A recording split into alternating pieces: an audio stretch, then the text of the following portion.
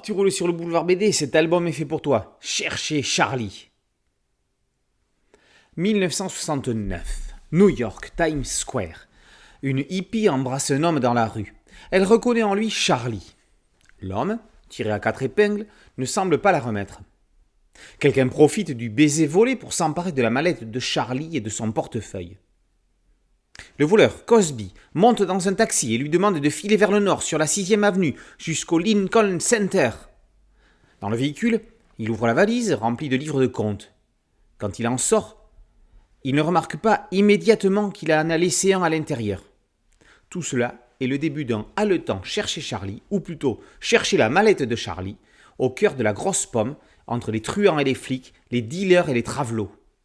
Si ce livre de comptes est tant recherché, c'est parce qu'il est la propriété de Tony Zardella, parrain de la mafia, et qu'il prouve qu'il se fait détourner son fric pas très honnêtement gagné.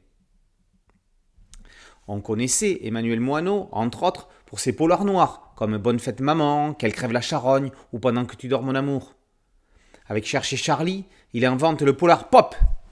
Dans une narration à la Tarantino, le Tarantino de Jackie Brown, Moineau livre une comédie dramatique très 70s dans laquelle plane l'ombre de Pam Grier et de John Travolta. Si Moineau emprunte l'époque à Jackie Brown, qui rappelons-le est à l'origine un roman d'Elmore Leonard, il en emprunte aussi le ton et le principe de narration, avec certaines scènes que l'on revit par le prisme de notre personnage.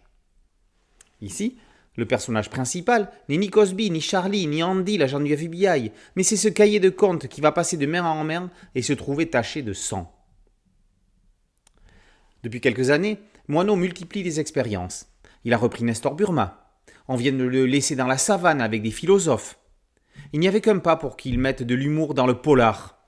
Attention, il y a de l'humour, mais il n'y a pas de gag. Tout reste plausible dans un univers qui flirte avec le psychédélique, où l'on ne s'offusque pas de trouver une zigounette sur un corps de femme, où les flics et les hors-la-loi se tirent dessus autant qu'ils peuvent baiser ensemble. Et pour finir, sans spoiler, Moineau relie son histoire au plus grand événement beatnik qui ait existé.